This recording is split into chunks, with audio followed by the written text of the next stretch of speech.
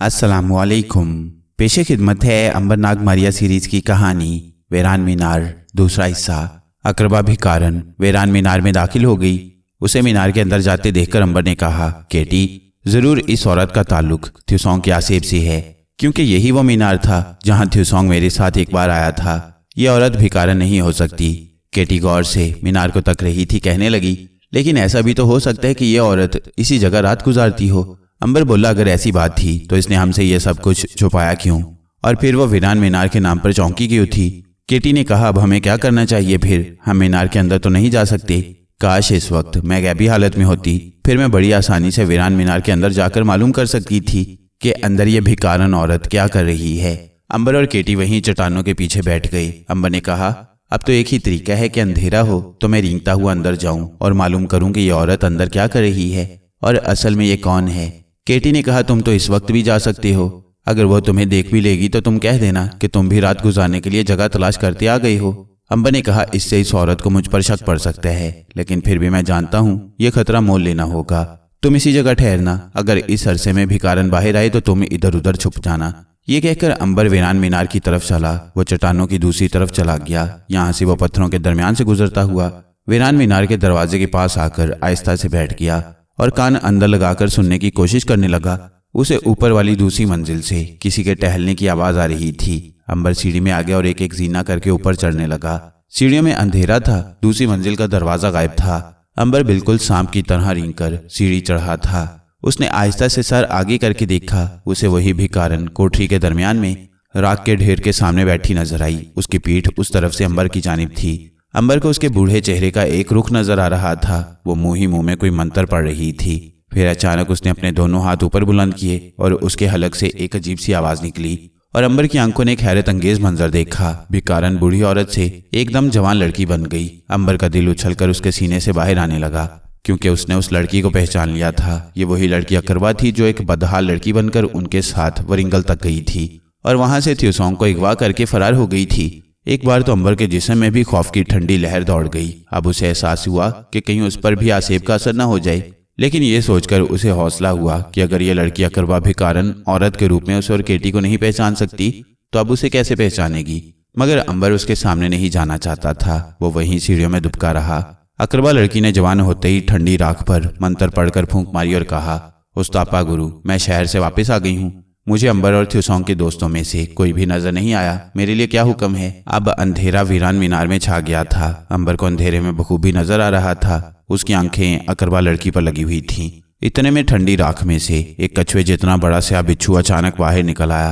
अंबर गौर से उस बिच्छू को देख रहा था। अकरबा लड़की ने अपना सर बिच्छू के आगे झुका दिया और बोली, अजीम बिच्छू, क्या बात है? हमारे गुरु उस्तापा कहाँ हैं? वो नहीं आए। अंबर को कछुए की नीम इंसानी आवाज सुनाई दी। हमारे गुरु उस्तापा इस वक्त बदरूहों के मंदिर में हैं। वहां जंगल की तमाम बदरूहें जमा हैं। तुम्हें भी वहां पहुंच जाना चाहिए। तुम्हें लेने के लिए आज आधी रात के बाद स्यापोश घोड़ा यहाँ से एक कोस दूर चकोर चट्टानों के पास आ जाएगा। अकरबा लड़की ने कहा, लेकिन मैं बदरूहों की महफिल में तिलिस्मी हार के बगैर दाखिल नहीं हो सकती। हार मेरे पास नहीं है। कछुए की आवाज आई, तुम्हारा हार इस मीनार की पहली मंजिल के बाहर वाले जीने के आखिरी पत्थर के नीचे रख दिया गया है। तुम उसे गले में डालकर बदरूहों की महफिल में दाखिल हो सकोगी और स्यापोश घोड़ा भी तुम्हें कुछ नहीं कहेगा। लेकिन याद रखना, आज रात बदरूहों की महफिल में एक खास तकरीब हो रही है। ये अंधेरी रूहों की अंधी तकरीब होगी और यहाँ अंधेरा होगा और कोई किसी से बात नहीं करेगा। इस बात का ख्याल रखना। अंबर के दिल में एक नया ख्याल आया। वो तेजी से पीछे मुड़ा और सांप की तरह सीढ़ियों में से उतरकर पहली मंजिल के बाहर जीने पर आ गया।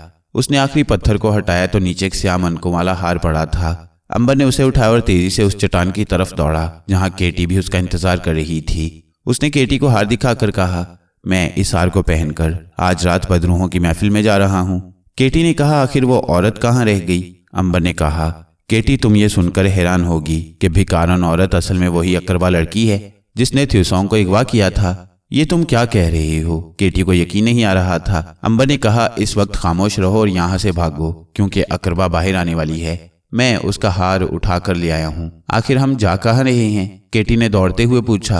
अंबर ने एक जगह पत्थरों के दरमियान आकर बैठते हुए कहा, हम यहाँ बैठकर अकरबा का जायजा लेंगे।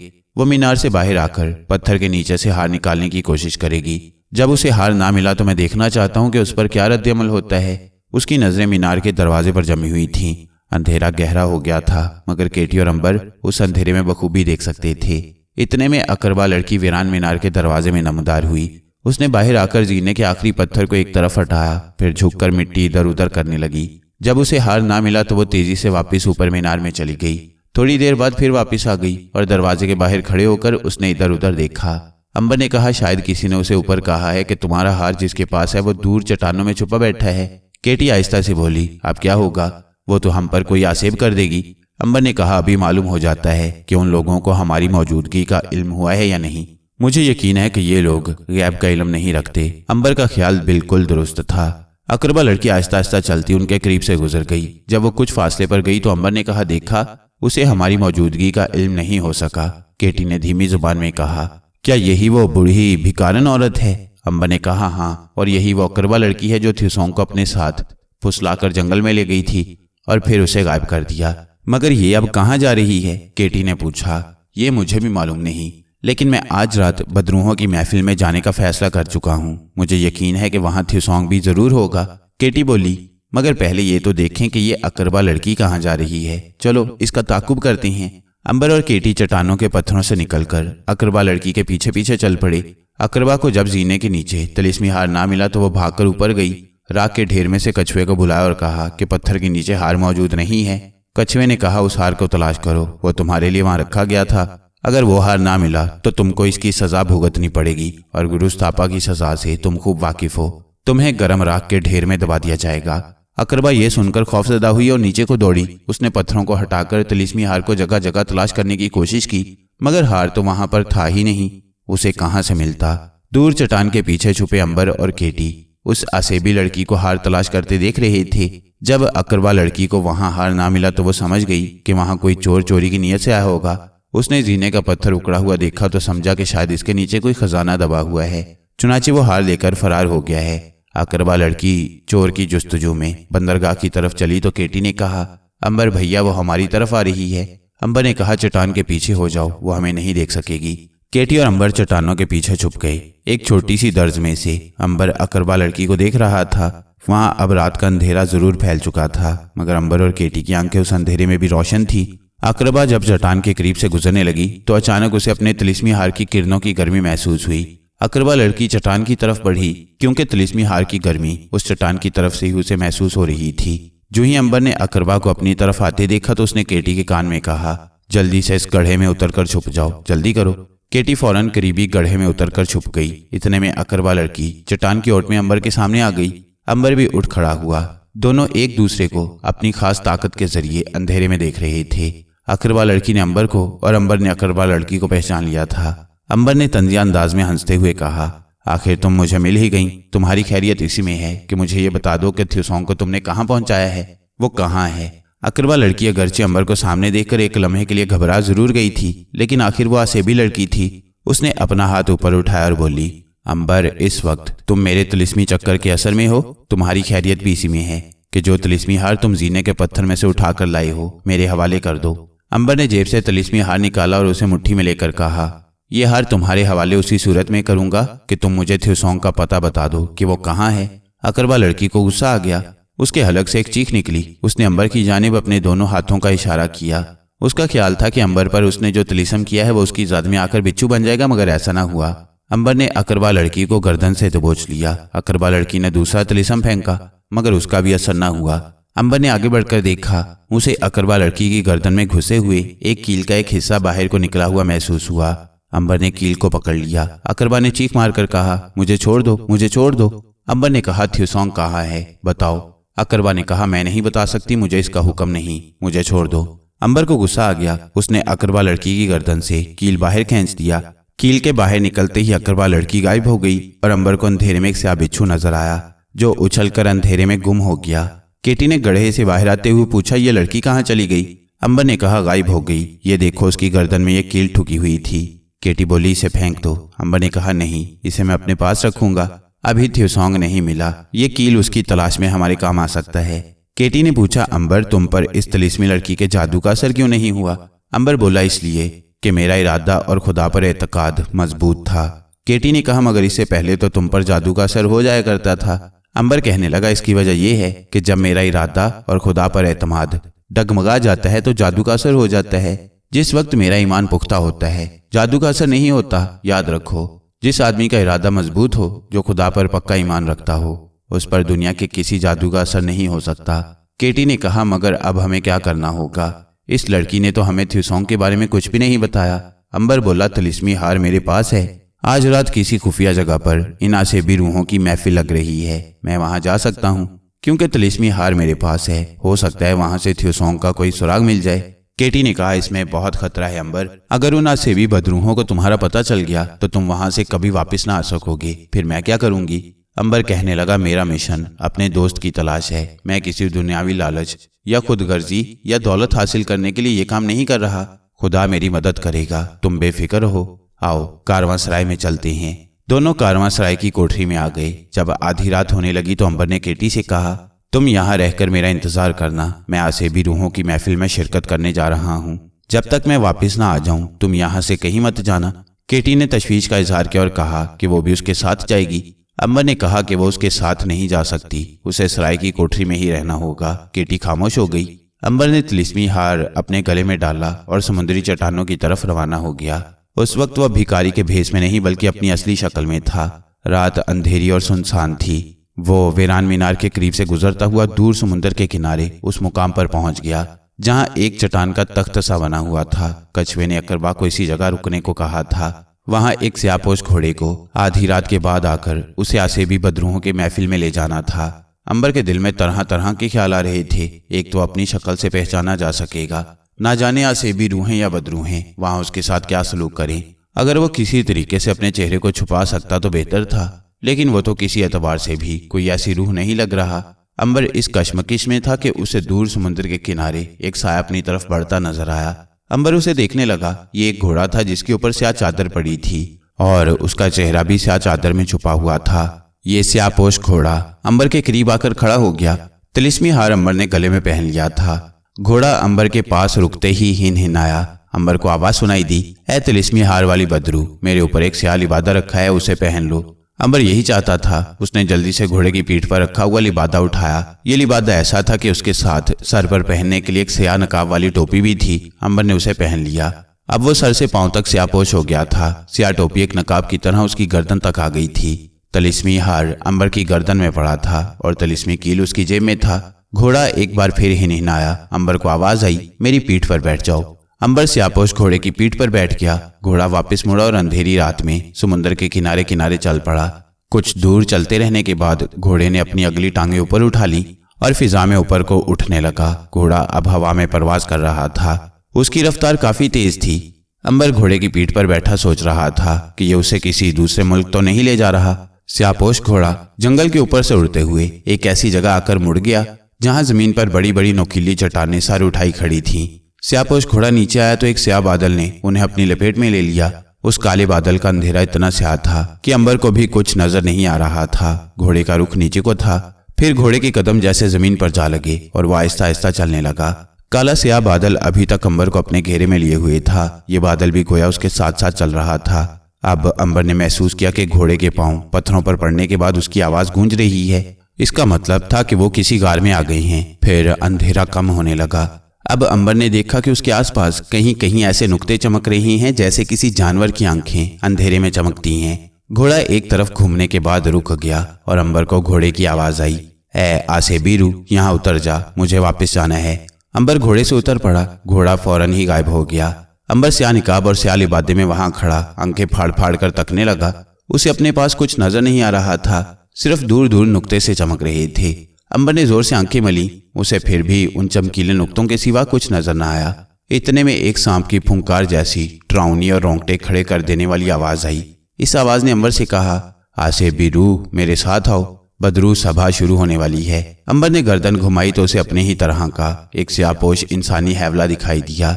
अंबर मुंह से कुछ ना बोला और उसके पीछे पीछे चलने लगा। गार के एक तंग दरवाजे से गुजरने के बाद अंबर एक ऐसे हॉल कमरे में पहुंच गया जहां उसने देखा कि कई स्याहपोश बदरूहें एक दायरे की शक्ल में दीवार के साथ खड़ी हैं। अंबर भी एक तरफ जाकर खामोशी से खड़ा हो गया। दरमियान में गोल चबूतरे पर आग जल रही थी। उसके सामने 3 बदरूहें स्याह निकाब ओढ़े आलती पालती मारे बैठी मंत्रों का जाप कर रही थी। अंबर गौर से उनके मंत्र सुनने लगा। उसकी समझ में अपनी दुनिया की हर जुबान आ जाती थी, मगर ये मंत्र उसकी समझ में नहीं आ रहे थे। आग में से शोले बुलंद हो रहे थे। दीवारें स्याह पत्थरों की थीं, जिन पर आग के शोलों की रोशनी भूतों की तरह रक्स कर रही थी। सब आसेबी रूहें खामोश और साकित खड़ी थीं। वहां सिर्फ मंत्र पढ़ने वाली बदरूहों की सरसराहट नुमा सांप की फुंकार जैसी आवाजें ही बुलंद हो रही थीं। आहिस्ता आहिस्ता आग के शोले मध्यम पड़ने लगे और फिर जब आग जल गई और लकड़ियों के शोले राख बनकर बुझ गए तो तीनों बदरूहों में से एक बदरू ने फिजा में हाथ बुलंद किया। उसके हाथ में पानी की एक सुराही जाने कहां से आ गई। उस बदरू ने गर्म राख में सुराही का पानी उंडेलना शुरू किया। राख में से सूं सूं की आवाजें आने लगी। फिर राख ठंडी हो गई। राख के ठंडी होते ही एक बड़ा सा कछुआ उस राख में से निकलकर बाहर आ गया और गोल दायरे में एक चक्कर लगाने के बाद नीम इंसानी आवाज में बोला, गुरु स्थापा की सवारी सभा आ रही है, सब उसकी ताजीम के लिए तैयार हो जाओ। ये कहकर कछुआ एक तरफ होकर बैठ गया। तीनों बदरूहें भी चबूतरे से उतरकर सर झुकाए खड़ी हो गईं। अंबर को हर लम्हे यही दड़का लगा था कि वो किसी वक्त भी पहचान लिया जाएगा और थ्यूसोंग को हासिल किए बगैर ख्वामखा किसी नई मुसीबत में फंस जाएगा। लेकिन उसे हर हालत में इस जगह पर रहना था और हर मुसीबत का मुकाबला करना था। उसकी नजरें भी दूसरी आसेबी बदरूहों की तरह चबूतरे के दरमियान वाली ठंडी राख पर लगी थीं। उसने देखा कि ठंडी राख के ढेर में से एक हाथ बाहर निकलने लगा। उस हाथ पर स्याह बाल थे और नाखून बाहर उभरे हुए थे। इसके बाद ठंडी राख के कीचड़ में से एक अजीबोगरीब चेहरा उभरा, जो शायद कभी किसी इंसान का चेहरा होगा, मगर अब इस कदर डरावना और हैबतनाक था कि उसे देखकर अंबर के जिस्म में भी दहशत की सर्द लहर दौड़ गई। ये उस्तापा शैतान गुरु का चेहरा था। उसके नमूदार होते ही आसेबी बदरूहों ने बुलंद आवाज में अजीब से मंत्र पढ़ने शुरू कर दिए। फिर बारी बारी सबने 3 बार अपने सर झुकाए। अंबर ने भी उनकी तकलीद में ऐसा ही किया। डरावने चेहरे के होंठ नीचे को लटके हुए थे। उनके होंठों में हल्की सी हरकत हुई और फिर एक खड़खड़ाती हुई सूखी खुश्क आवाज आई, आसेबी रूहों की ये सभा इसलिए बुलाई गई है कि आज तुम्हारा गुरु यानी मैं अस्तापा तुम्हें अपनी सबसे बड़ी तिलिस्मी करामत दिखाना चाहता हूँ। ये वो तिलिस्म है जिसकी मुद्दतों से मुझे तलाश थी। हम अपने आसेब से और तो सब कुछ कर सकती हैं। किसी शय को इंसान से बिच्छू बना सकती हैं, उसे गायब कर सकती हैं, लेकिन उसे छोटा सा बौना नहीं बना सकते। मैं चाहता था कि इस सारी दुनिया पर हमारी हुकूमत हो जाए और इस दुनिया के लोग जिंदा भी रहें, मगर इतने छोटे छोटे बौने बन जाएं कि वो हमारे खिलाफ कोई कार्रवाई न कर सकें। ये तिलिस्म बड़ी मुश्किल से मेरे हाथ आ गया है। अब हम दुनिया की सारी इमारतों, सारे लोगों, सारे जानवरों को इतना छोटा कर देंगे कि वो हमारे टखनों तक भी ना पहुंच सकेंगे। फिर सारी दुनिया पर हमारी हुक्मरानी होगी, हमारी बादशाहत होगी। ये सारी जमीन हमारी होगी। हम जो चाहे करेंगे। सब आसेबी बदरूहें खामोश खड़ी दिलचस्पी से शैतानी गुरु अस्तापा की तकरीर सुन रही थीं। फिर अस्तापा ने अपना बालों भरा हाथ बुलंद करते हुए कहा, मेरे गुलाम को लाया जाए। इसके साथ ही एक तरफ से पत्थर की दीवार हट गई और अंबर का दिल जोर से धड़का। उसने थ्यूसोंग को देखा कि एक स्याहपोश घोड़े की बाग थामे ऐसे कदम उठाता चला रहा है जैसे उसमें किसी ने चाबी भर दी हो और वो किसी खिलौने की तरह एक एक कदम बढ़ाता चला रहा हो। चबूतरे के सामने आकर वो रुक गया। थ्यूसोंग ने झुककर 3 बार अस्तापा के डरावने चेहरे को सलाम किया और हाथ बांधकर अजीब सी भारी आवाज में बोला, मेरे आका, गुलाम हाजिर है, क्या हुक्म है? अस्तापा ने कहा, तुम्हें जो तिलिस्म मैंने अता किया है उसका नमूना इन बदरूहों को दिखाओ। इस घोड़े पर अपनी उंगली लगाओ।